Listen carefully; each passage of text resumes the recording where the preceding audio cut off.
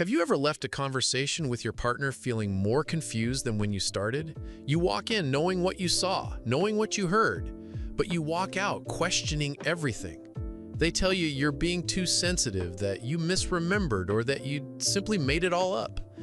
That dizzying, disorienting feeling, that's the smoke from a slow, painful fire called gaslighting. And today, we're going to understand that emotional burn. So what is gaslighting really? It's a form of psychological manipulation designed to make someone question their own perception, their own memory, and their own sanity. The term actually comes from a 1944 film called Gaslight, where a husband secretly dims the gas-powered lights in their home, and when his wife notices, he convinces her she's imagining it. It's the perfect metaphor because gaslighting is rarely one big explosive lie. It's a slow burn, a pattern of small, insidious comments and denials that, over time, completely erodes your trust in yourself. Let's talk about 3 common tactics. The first is outright denial. This is the most blunt force tactic. They deny something you know for a fact is true with the goal of making you feel completely unhinged. For example, you might say, "It really hurt my feelings when you called me that name yesterday." They'll respond with a cold, blank stare and say, "I never said that. You're making things up again." The second tactic is the blame shift. This is when they frame your valid emotional reaction as the real problem. Their hurtful behavior isn't the issue, your sensitivity is. For instance, they make a cruel joke at your expense.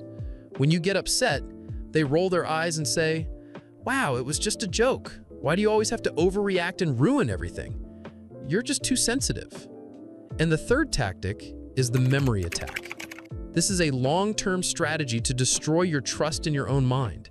By constantly telling you that you're misremembering or twisting things, they make you become dependent on their version of events.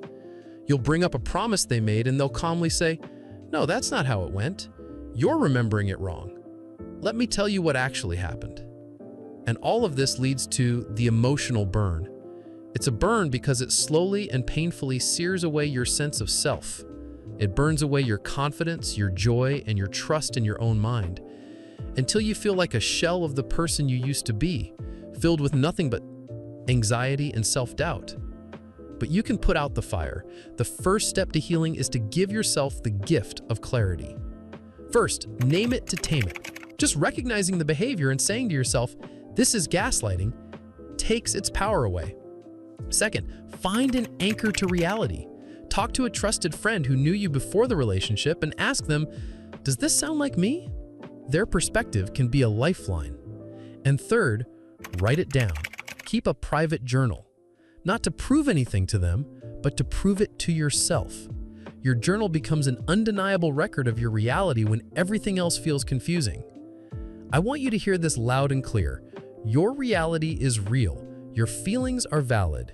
You are not crazy. Thank you for being here for this difficult but important conversation. If this video helped you in any way, please give it a like and subscribe for more content on building healthier relationships. And for our community, let's do something positive. Instead of personal stories, share a green flag in the comments. What does a healthy, validating conversation feel like to you?